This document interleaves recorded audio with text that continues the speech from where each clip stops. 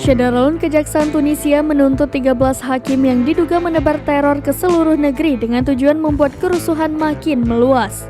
Jaksa telah meminta Badan Peradilan Tinggi untuk mencabut kekebalan hukum kepada 13 hakim tersebut. Sehingga, kata jaksa, mereka akan dapat diadili atas tuduhan teror, kata pengacara mereka pada Rabu 28 Desember 2022 yang menggambarkan kasus itu murni politis.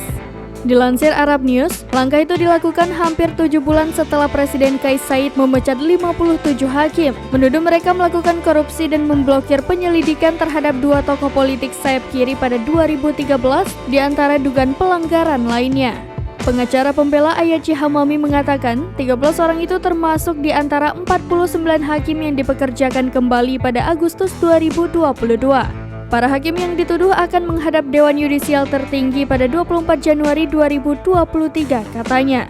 Selain melakukan perebutan kekuasaan yang dramatis pada Juli 2021, ia memecat pemerintah, menangguhkan parlemen dan mengguncang fondasi satu-satunya demokrasi yang muncul dari pemberontakan musim semi Arab.